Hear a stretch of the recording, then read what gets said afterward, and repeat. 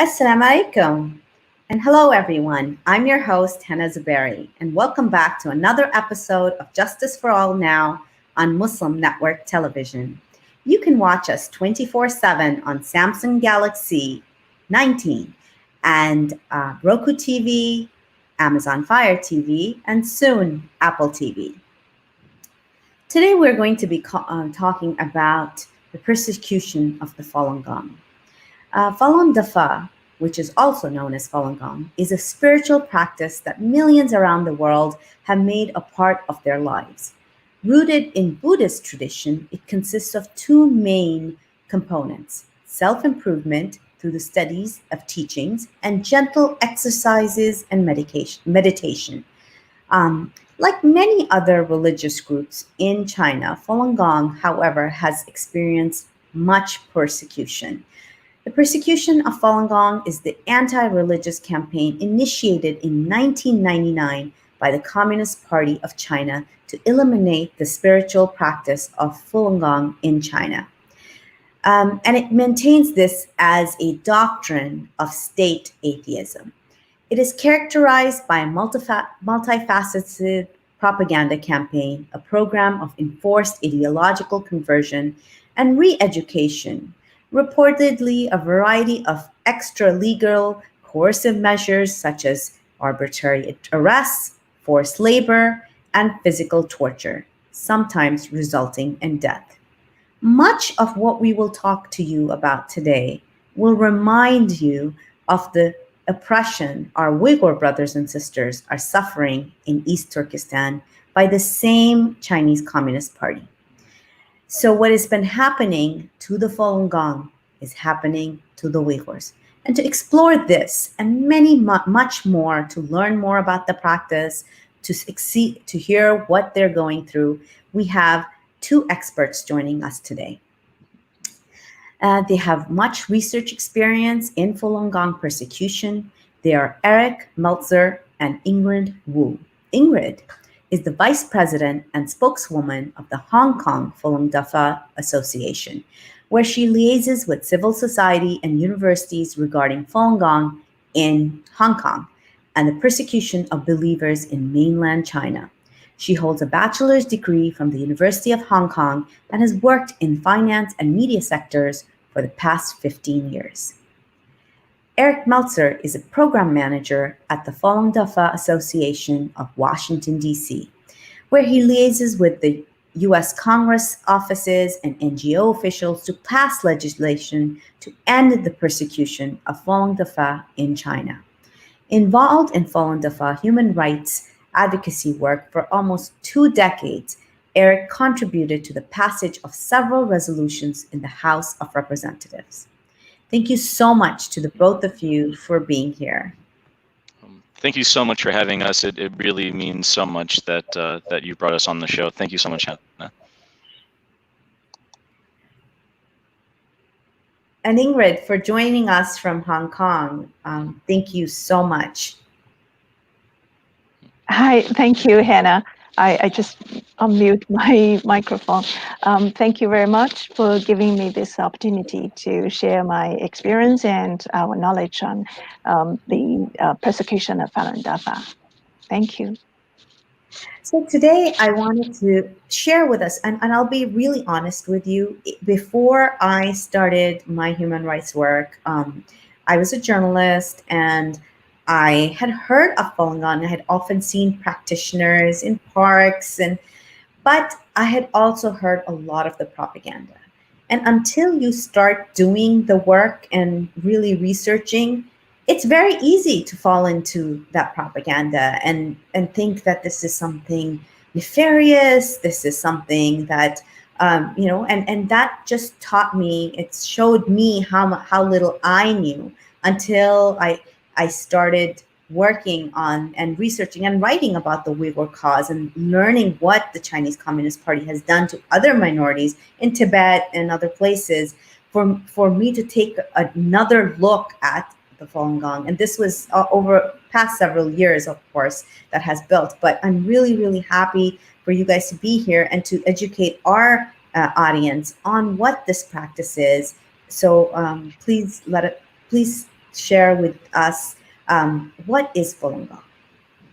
Sure. So, so I'll give you a little bit of a history, a recent history of the practice. So, Falun Dafa, it's also known as Falun Gong. The names are interchangeable. It has a very ancient history in China, where it was taught basically privately from a teacher to a student over the ages. And in the early 90s, in 1992, it was basically introduced to the public in a city in northeast China called Changchun, and it really spread by word of mouth, largely because of the health benefits and the moral teachings. So one thing, one reason to explain its popularity. So China has 5,000 years. 5,000 years of history, and it's always been rooted in some kind of spirituality.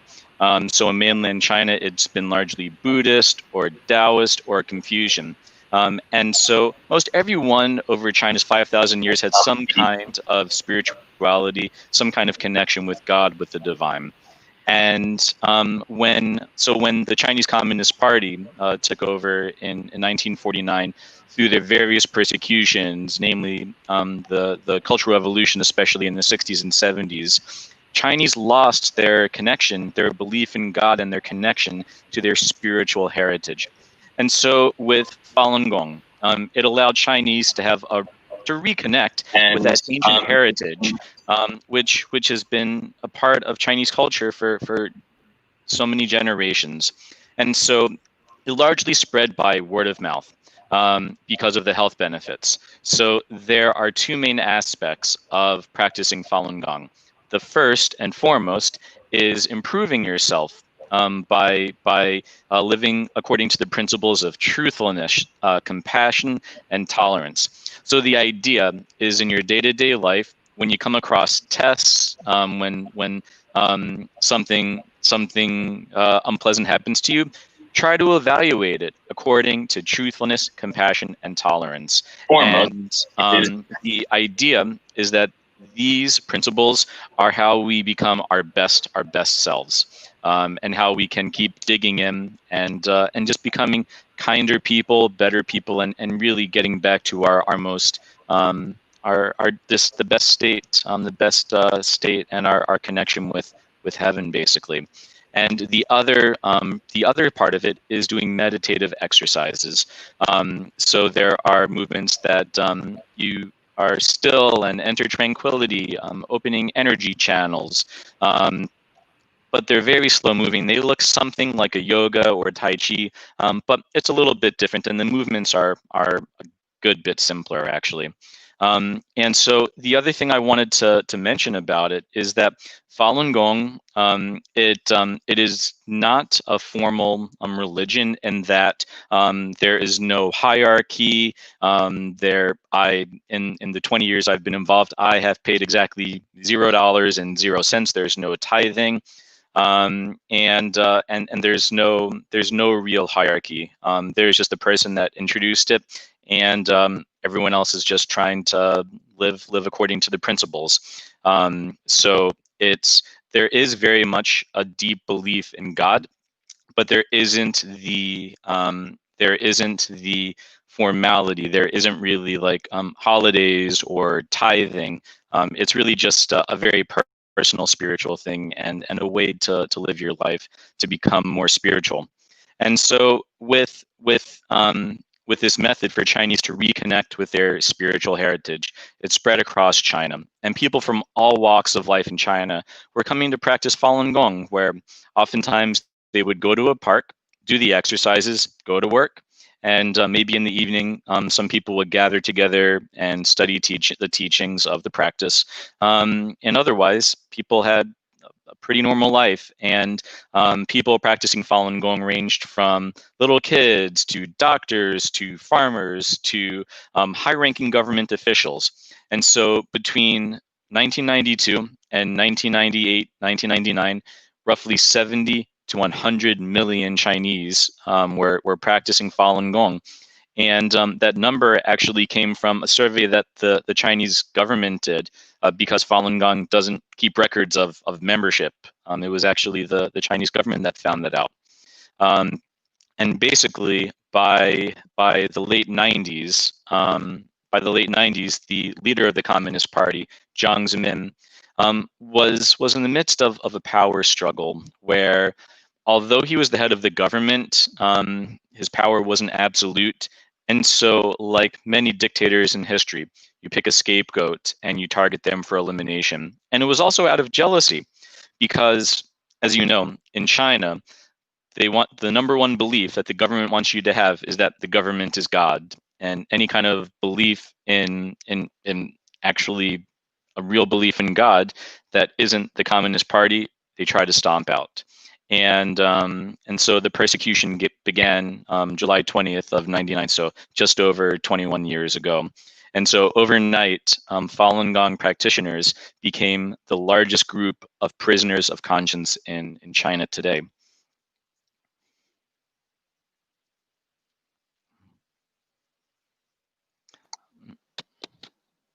Hello? Can you hear me? Yes, I can hear you. Yes. Yes.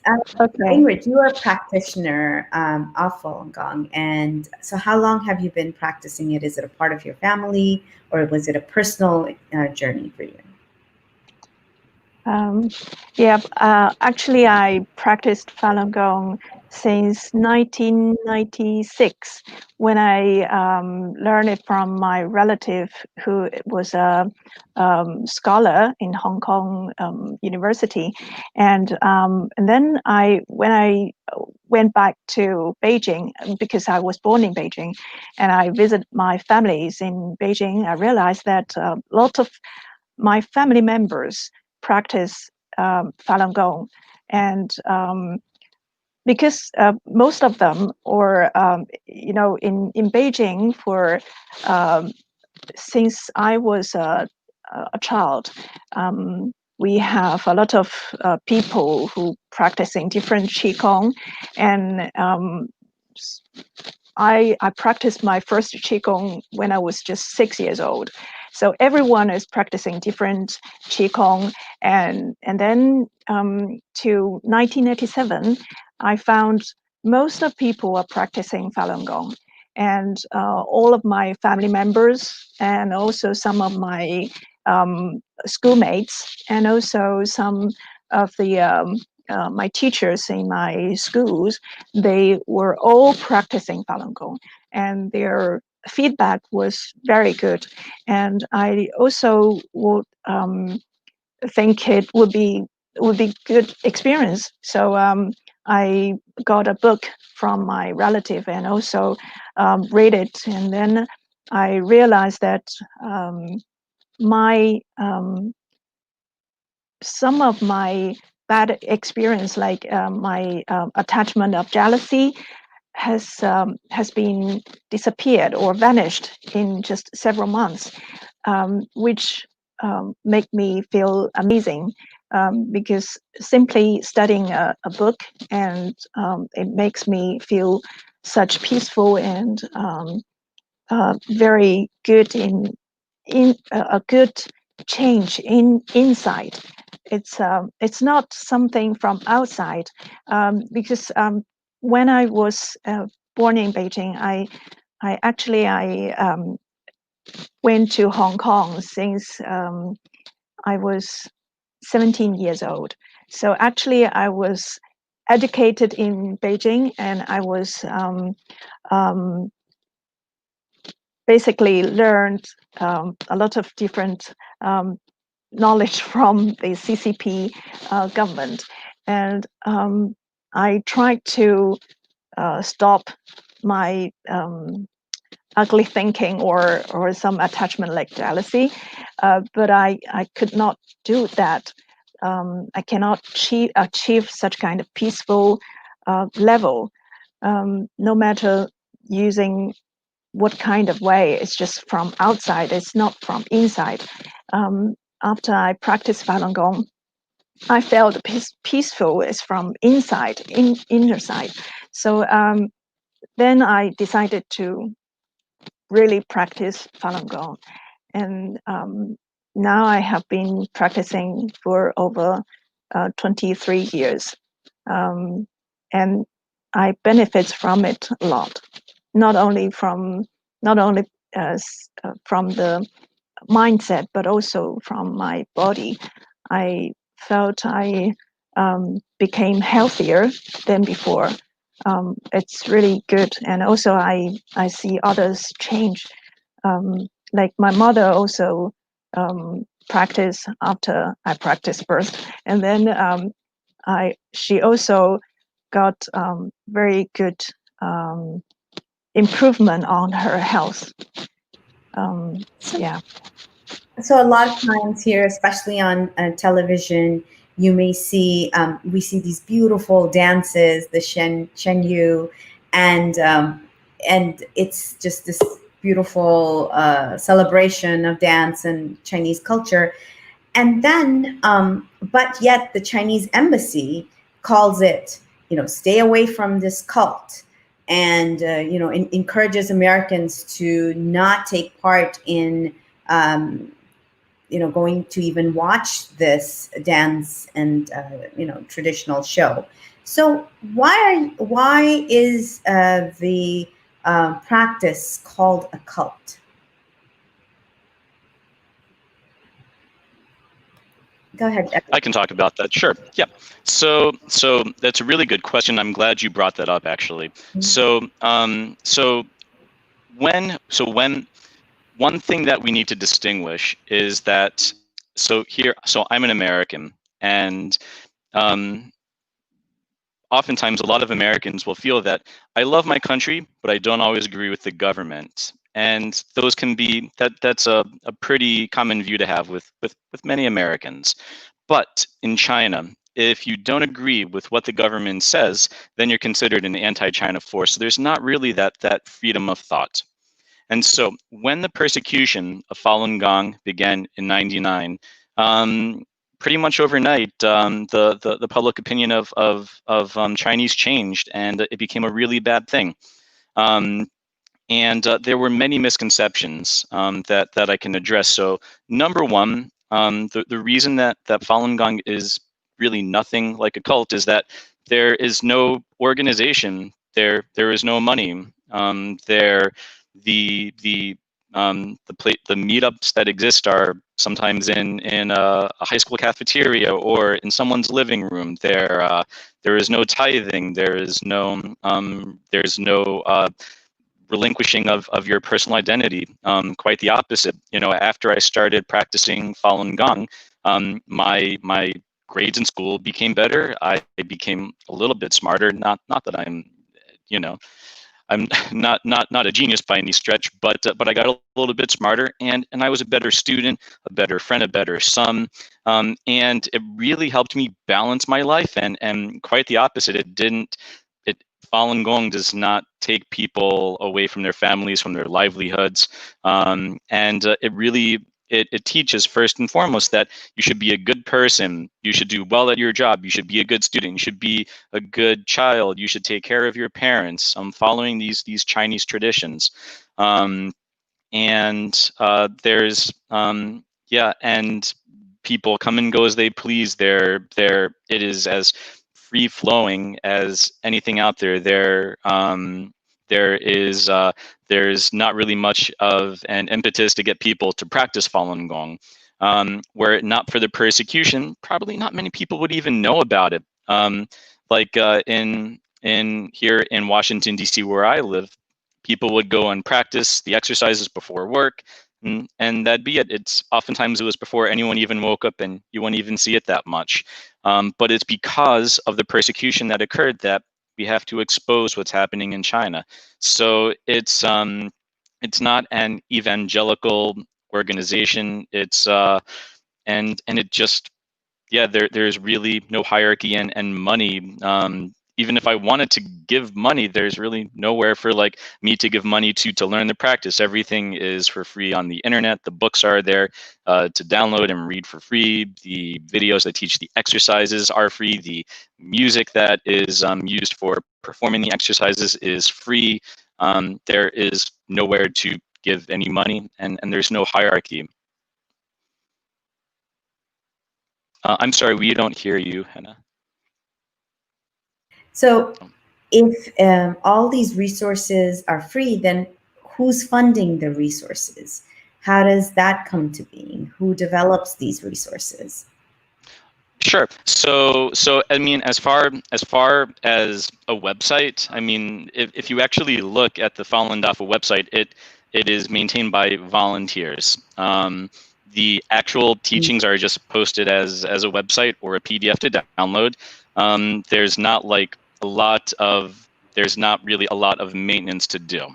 There are people that translate the message into different languages, but it's all on a volunteer basis. There is no money. So the distinction that I'll make is, so talking about Shenyun performing arts. So Shenyun performing arts is, of course, let me introduce what Shenyun actually is. It is a classical Chinese dance and music performance. And it was started by Falun Gong practitioners about 2006, about 15 years ago. And the idea behind it was that there are so many performing arts companies coming from China, but they have to basically pass muster with the government. So they have to include messages that are praising the Communist Party, and they're kind of a mix of classical Chinese dance, modern dance, ballet, and they really don't have the spirit of Chinese civilization. And so in ancient China, whether you were a musician, a martial artist, a scholar, it was really emphasized that you have to have inner purity in order to make works that will move people. And so Shenyun was created by Falun Gong practitioners to bring about a renaissance of classical Chinese music and dance, because there's nowhere else. And so the performance in some small parts does talk about the persecution in China. And so it is dancers, there's a crew that has to travel the world, there is an orchestra that travels. So sure, you have to charge tickets just like any other show. But Shenyun is not necessary. It will not necessarily is not the right word, but Shenyun is not like an arm of Falun Gong. It's it's just like your network, the Muslim network TV that we're on now. It's correct me if I'm wrong, but it's not like a direct extension of it's something, an initiative that you've done on your own. There's two distinctions. Yeah. It's not like every Muslim in the world is connected to Muslim Network TV. Exactly. Yeah. So that makes sense, that there's a separate group of Falun Gong practitioners that run Shenyun, so that it's not like the national arm of the International Society of Falun Gong or something like that.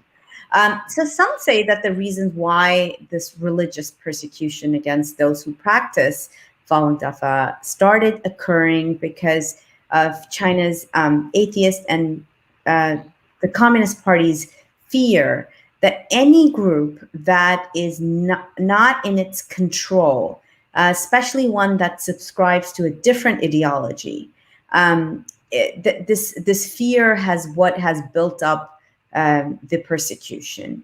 Do you have any commentary to offer on how you think that religious persecution developed through the years in the Chinese government?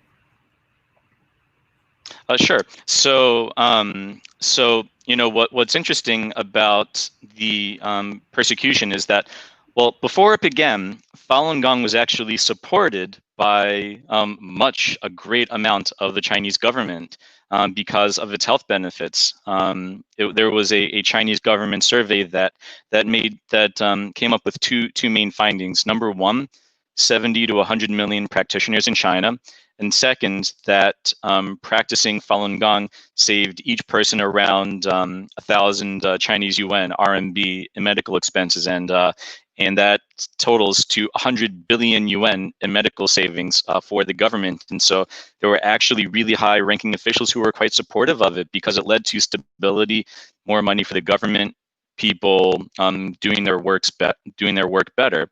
But when by the late 90s, by 1999, when Jiang Zemin, the Communist Party leader at the time, was looking to crack down on it. It wasn't like the whole of China saw a growing threat from Falun Gong. It's essentially a dictator who needed a scapegoat to go after, to raise his clout.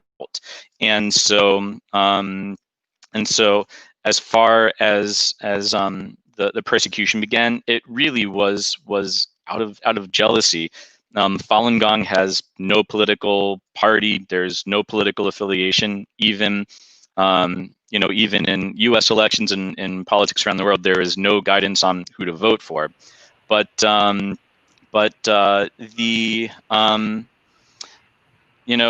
really the Chinese Communist Party just wants to stomp out people's belief in God and with any connection to something more than yourself. Even though high-ranking Communist Party members were practicing Falun Gong. So there really wasn't a competition that was going on. It's just that communism is about struggle, and they talk about creating heaven on earth and just destroying connections with the past. And Falun Gong is being truthful and compassionate and tolerant, and it's and you can see the exercises here in Washington D.C. So they were really in stark contrast with each other. Falun Gong has spread around the world. It's practiced in roughly 100 countries, and really is only persecuted in this fashion in mainland China, and it's largely supported by countries, by governments around the world. Ingrid, do you want to add something to this from your experience, what you've been experiencing in Hong Kong recently? Well, I should say that theoretically, actually, the CCP itself, it's based on atheism, and also Falun Gong is based on, we believe in truthfulness, compassion, and forbearance, which I think for communism, they basically they do not allow such kind of concept, which is different from their concept, their values.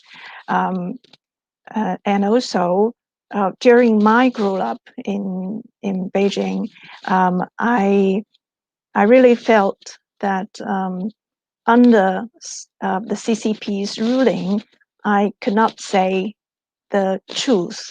And no matter when I was in schools or when I in my daily life, I simply cannot speak out the truth. For example, in a TV show, we have to watch the TV and keep the same saying if we are publicly express in the publicly. So we have to twist our mind, but practicing Falun Gong is because we have to believe in truthfulness, compassion, and forbearance, and we have to practice it. And also, I think this one makes people dare to behave like themselves and tell the truth, which is not bearable by the CCP itself. And also in Hong Kong nowadays, as everybody noticed that the national security law has just implemented in Hong Kong. And a lot of people scared that such kind of law is override. Actually, it is override the current legal system in Hong Kong.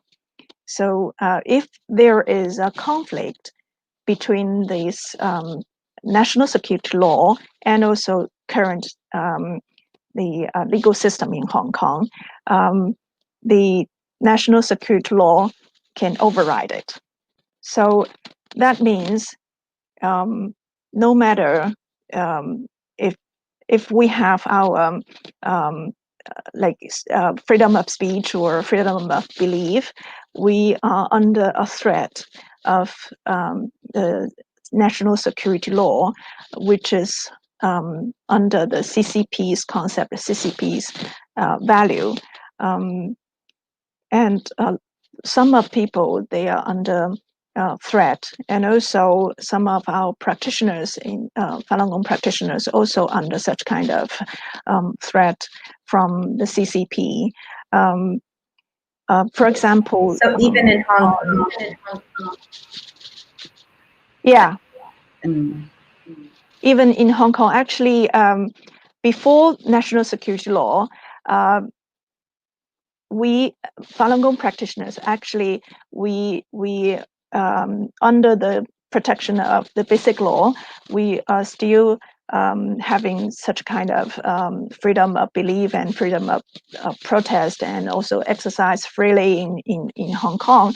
But I should say that since last year, when the extradition law, anti-extradition law movement in Hong Kong, we began to feel such kind of pressure from CCP.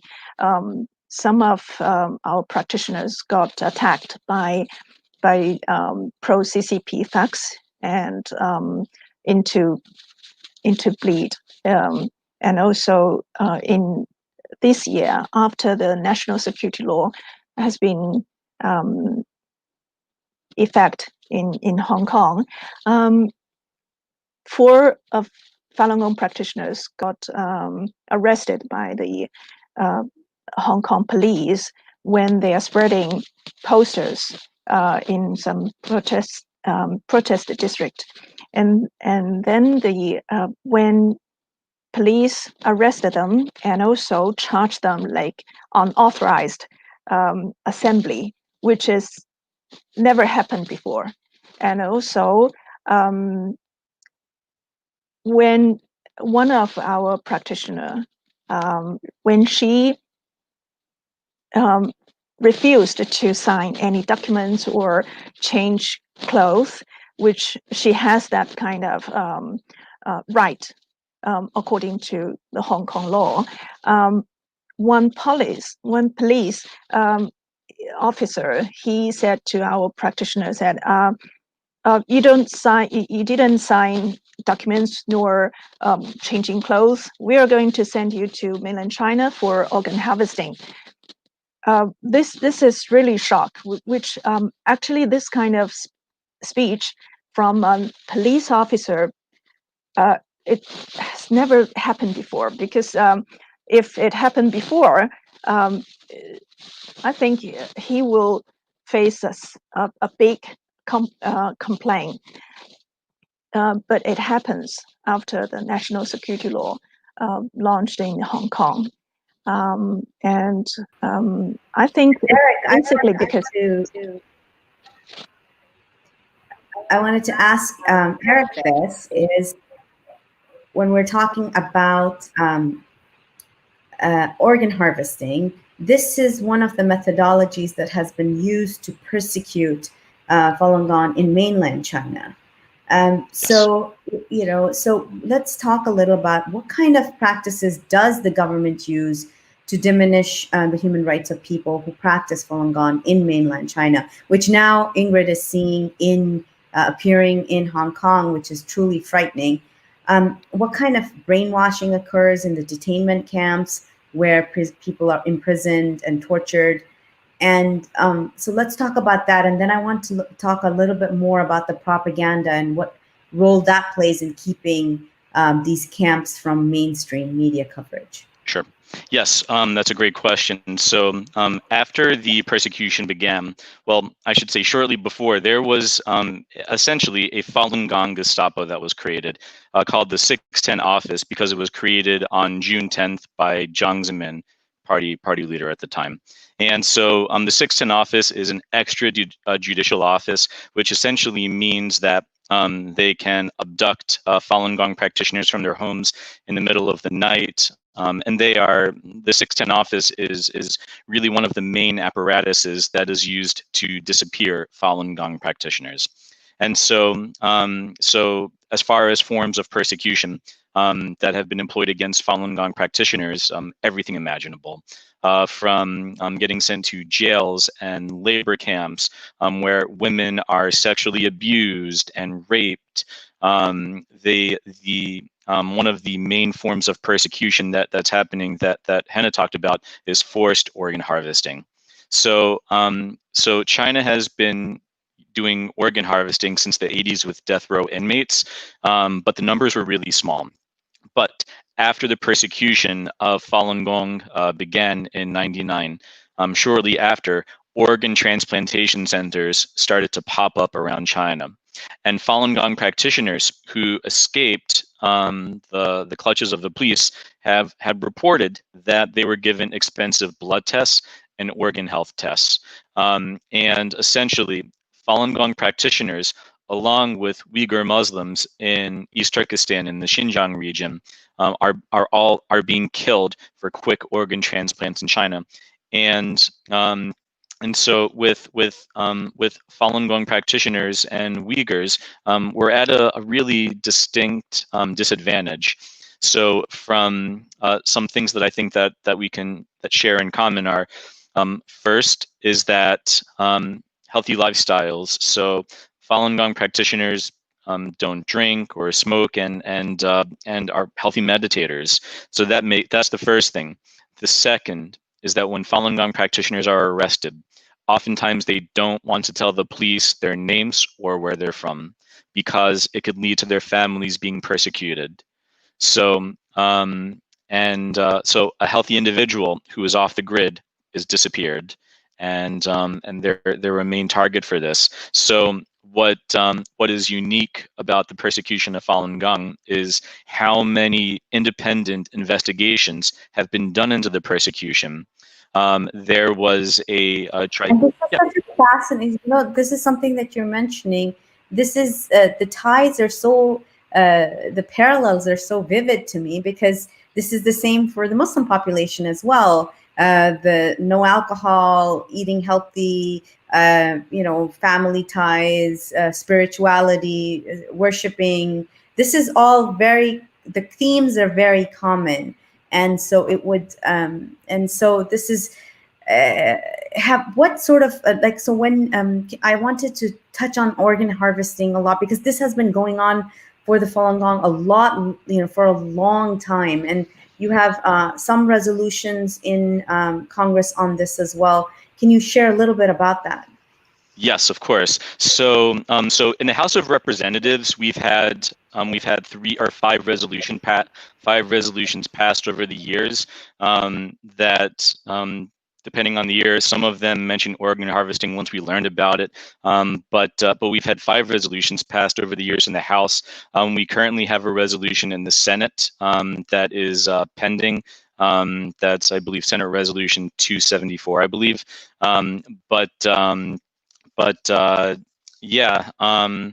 The number of Falun Gong practitioners that have been killed for their organs, it's really hard to say.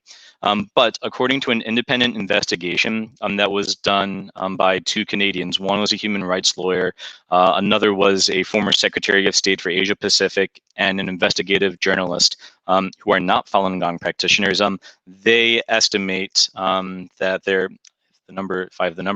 estimating roughly that at least 100,000 Falun Gong practitioners are killed a year for their organs.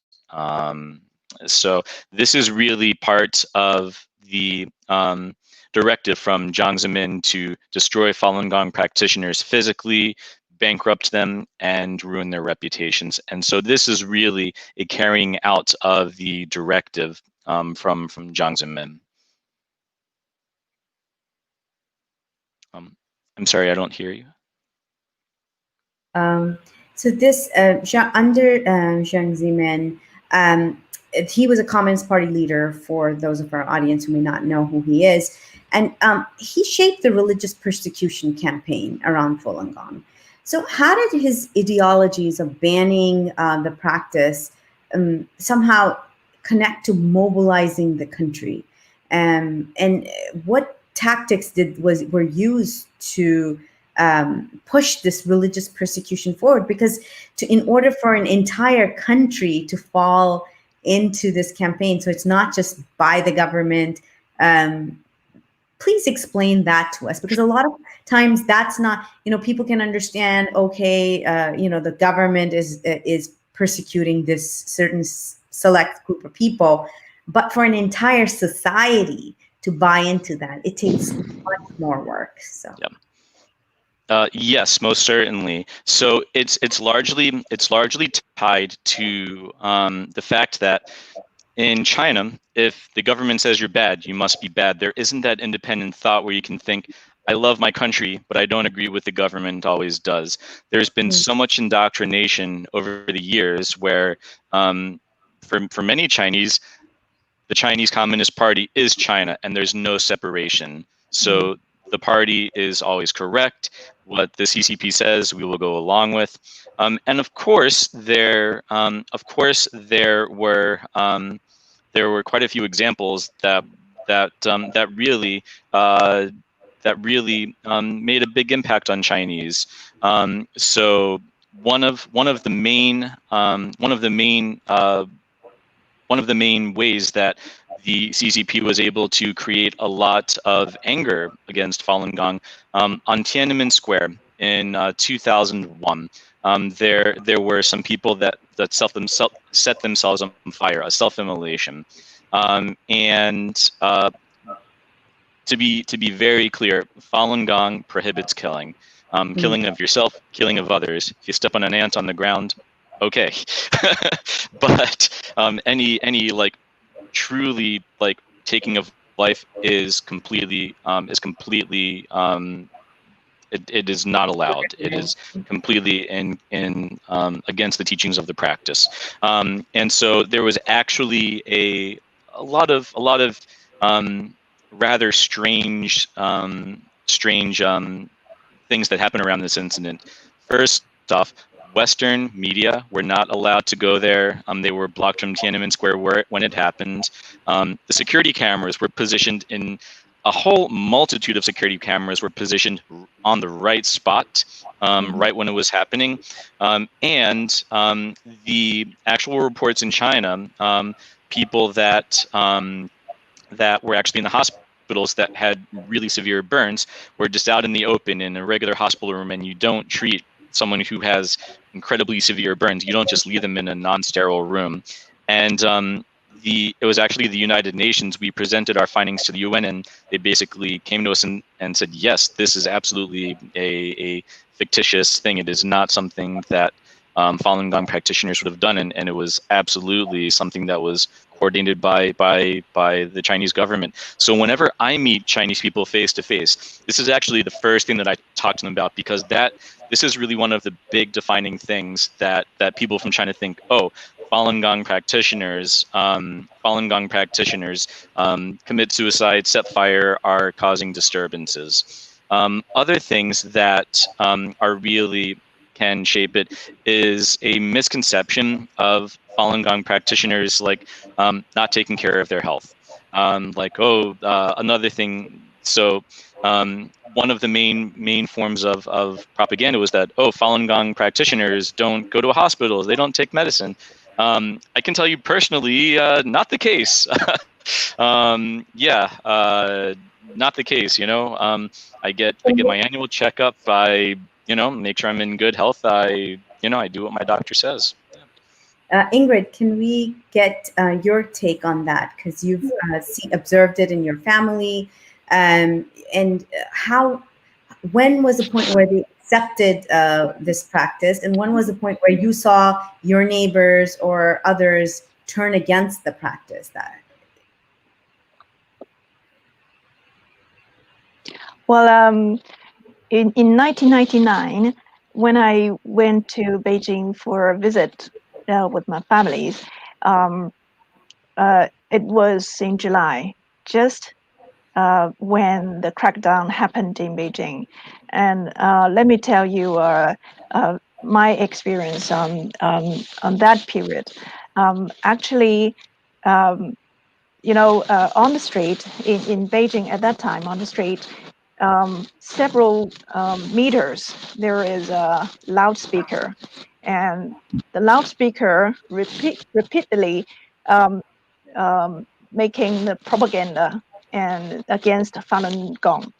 And then this one, if I go to shopping, I would just step out. Since I step out from my home and then to the shop, and then come back, I continuously listening to such kind wow. of propaganda, and it's like a brainwash.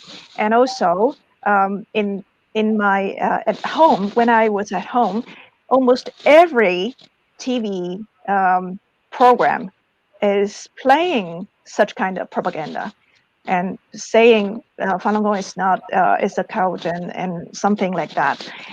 It's just every program. It's brainwash.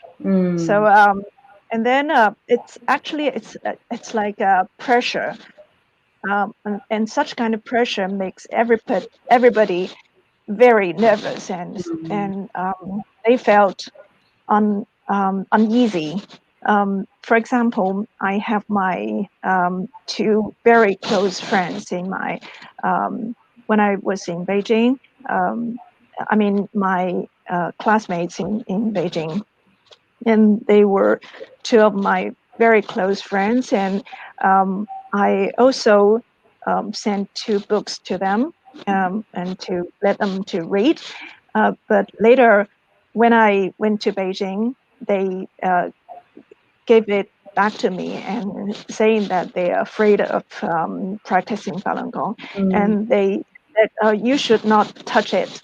And also, when I tried to explain what happened truly in Falun Gong, or what exactly happened in Tiananmen Square about the self-flammation, which is fake, I showed them like a video analysis.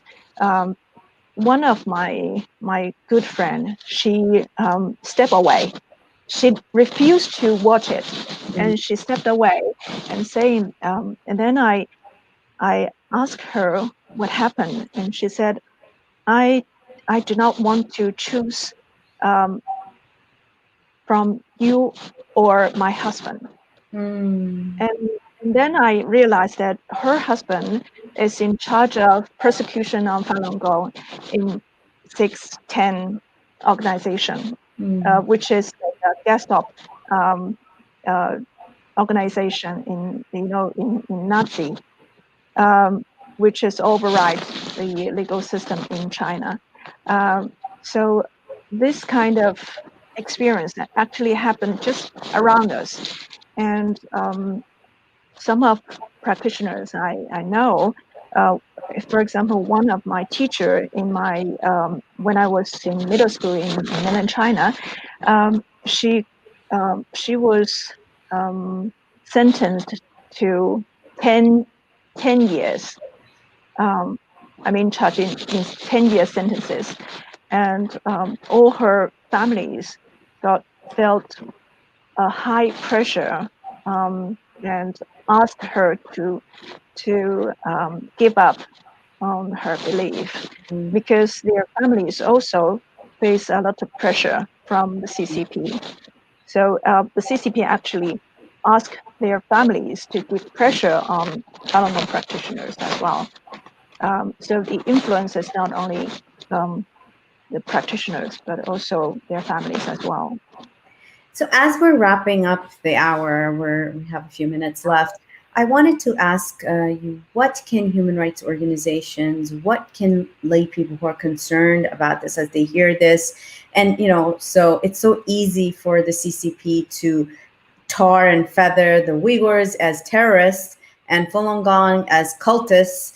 And, so these are people who are anti-state and therefore need to be wiped out. What can be done? Number one, like why is there not more mainstream media attention on this? And what can people do to spread more awareness and actually do something for practitioners of faith in China? let me, yes, go So ahead. I can talk about this. Yes. So after the persecution began, so the full might of the CCP's propaganda machine was vilifying Falun Gong, and it was sadly it achieved a certain degree of success, and there wasn't a lot that Falun Gong practitioners at the time could do, because there's no central organization. It's largely people showing up to meditate, and there's no hierarchy, organizational structure, and so it's taken us a lot of time, a lot of media outreach and public awareness to educate people about what's going on. But like when Ingrid was talking about, there was propaganda being blared over the loudspeakers. Same thing happening in the West, where news agencies in the West get actually use footage and content that comes from China Central Television, the state's official propaganda department, and they were just broadcasting those without really knowing what they're doing. Oh, China's a big country, big government, and we have financial ties with them, and they just believed the lies of the CCP, unfortunately, and there just wasn't anything in place on the Falun Gong side to counterbalance that. And so, but over the years, we've really been able to turn the tide, and we've been able to get quite a bit of support. So last month, Secretary of State Mike Pompeo actually published a statement that was condemning 21 years of persecution and calling it for it to end. Never has a Secretary of State made such a declaration before. I think there's also been a lot of encouragement here in Washington, where the U.S. government is imposing sanctions on persecutors of Uyghurs and Falun Gong practitioners, so really the best way. There are two ways that are really effective to counter this persecution. First is just to take a few moments to actually learn that this is something that's persecuted. With Falun Gong practitioners, the main thing that is of importance to us is not for actually getting people to come practice. It's just understand that this is a peaceful meditation that is being persecuted for having a belief in God. And so you can see this is the statement here from Secretary Pompeo. But really, just knowing yourself and telling your friends and telling your family, just, hey, if you can take 5 minutes out of your day to read something, the website that I would refer people to is called faluninfo.net, FALUN info.net. That's the Falun Dafa Information Center.